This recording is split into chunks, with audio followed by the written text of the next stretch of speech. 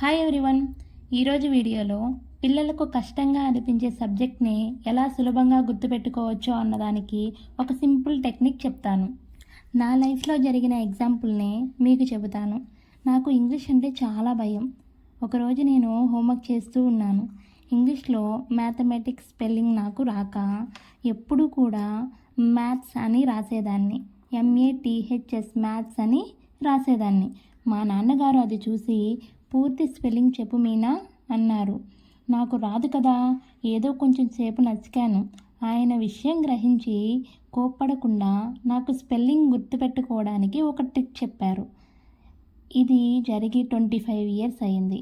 అయితే ఈ ట్రిక్ ఇప్పటికీ నేను మర్చిపోలేదు, ఎప్పటికీ మర్చిపోను కూడా.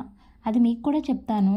2 మ్యాట్లు MAT మ్యాట్లు దూరంగా ఉన్నాయట. అంటే ఇలాగన్నమాట. ఆ రెండిటి మధ్యలో హెచ్ అనేవాడు వచ్చి కూర్చున్నాడట. అప్పుడది మ్యాథమెట్ అవుతుంది. ఆ వచ్చి కూర్చున్నవాడు బాగా చదువుకున్నవాడు అని చెప్పారు. అంటే ఏం చదువుకుంటున్నావు అనుకుంటున్నావు? ICS చదివాడు.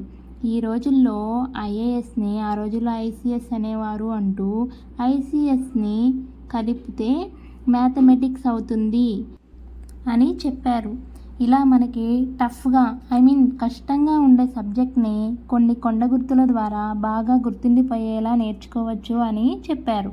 హాయ్ పేరెంట్స్, మీరు కూడా మీ పిల్లలకి కష్టంగా ఉండే సబ్జెక్ట్ని సింపుల్ ట్రిక్స్తో చెప్పండి. వాళ్ళకి ఆ సబ్జెక్ట్ పట్ల భయం పోతుంది, ఈజీగా నేర్చుకుంటారు. ఇలాంటి టిప్స్ మరిన్ని కావాలి అనుకుంటే నా ఛానల్ని సబ్స్క్రైబ్ చేయండి, లైక్ చేయండి, షేర్ చేయండి.